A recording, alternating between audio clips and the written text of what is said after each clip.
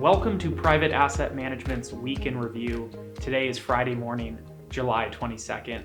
I'm Dillon Hakes. I'm joined by our Chief Investment Officer, David Allen. David, another strong week for markets this week. Yes, good morning, Dillon. You're right, another strong week. Looks like we're going to have our second positive week in the last three on the S&P 500. And a nice rally here amid the bear market. So we're up about 9% from the mid-June lows. So a nice sort of respite from the bear market that we've seen for much of this year. What's driving the strength this week? What's been driving the strength of late? The recent performance in equity markets, we think, has a lot to do with the decline that we've seen in Treasury yields of late. As those yields have moved lower, that means that equity valuation multiples have moved a bit higher, and that's led to some of the price gains that we've seen in the major indices. The other big event for markets this week, we're starting the heart of earnings season this week. We've heard from, I think, close to 100 companies. What are we learning out of the reports we've seen so far? Right, so we've really been paying a lot of attention to these earnings, wanting to get an idea of not just how companies have fared over the last 3 months or so, but also their outlooks for the second half of the year. And so these are pretty highly anticipated by all market participants. We're about 20% of the way through the earnings season. As you mentioned, about 100 of the 500 or so S&P 500 companies have already reported, and results have generally been okay.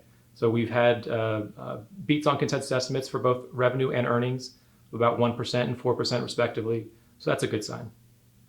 You mentioned a lot of focus has been on the outlook going forward. Obviously, there's a lot of concern about potential recession fears going forward. What are we learning from companies about the rest of the year and the next 12 months?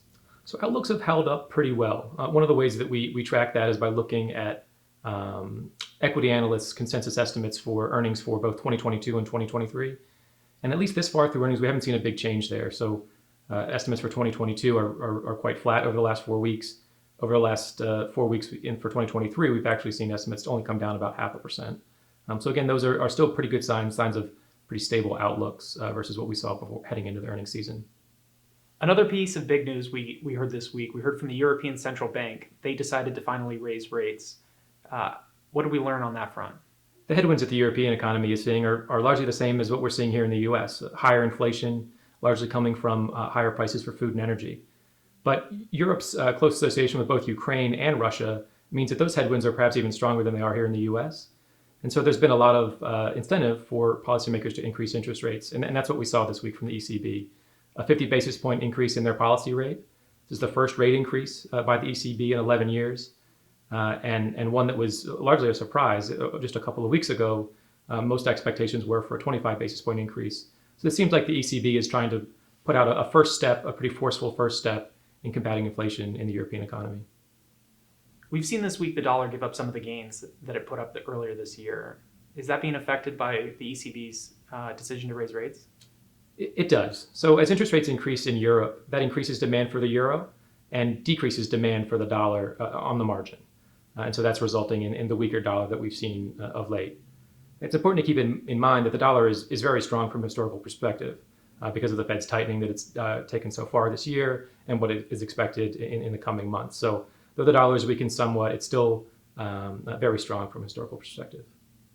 Sticking with the topic of Europe, we also got some good news out of one of the large pipelines that carries gas into Germany resumed, the Nord Stream.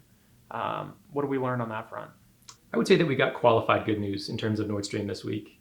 So the pipeline is back operating at about 40% capacity. That's in line with where it was prior to its 10-day shutdown for maintenance. But Russia is threatening to reduce that capacity to about 20% as soon as next week. And that could really pose a significant challenge to Germany's attempts to top up their stockpiles heading into the winter season. Turning back to the domestic situation, we heard some news out of the housing sector. We got a report from the home builders. What did the report say? The data you're referring to is the housing market index from the National Association of Home Builders. And in that report, we saw a pretty significant deterioration in the outlook for home building here in the U.S. So the home builder respondents noted declines in both prospective buyer traffic as well as expectations for future sales and current period sales, sort of across the board weakness. That led to a 12-point decline in the headline index. That's the second largest decline on a month-over-month basis that we've seen in the housing market index in its history. What does that mean for the housing sector? What does that mean for our outlook for housing? Well, in addition to the survey data that we saw from the National Association of Home Builders, the hard data was also pretty weak this month. which suggests that the outlook for housing over the second half of the year is pretty weak. In terms of residential construction, we expect that to be fairly weak based on some of the housing starts and housing permits data. The one sort of perhaps positive takeaway we can get from this week's data was that we are beginning to see some better inventories from the existing home sale market. Now, that is coming largely because of slower sales, but as inventories increase, that should have the effect of slowing the pace of home price appreciation in the second half of the year. Shifting our focus to next week, what do we have on the calendar? There are several important events on the economic calendar next week. First and foremost will be the FOMC meeting on Tuesday and Wednesday. We do expect the Federal Reserve is going to increase interest rates by 75 basis points once again at that meeting. However, a lot of the focus is going to be on both the policy statement and the press conference that follow the meeting to get an idea of where the Fed believes it's headed in terms of future rate increases over the second half of the year. And then we'll get our first look at second quarter GDP. Consensus is expecting a 0.4% increase. And then to end the week, we'll get a look at PCE inflation.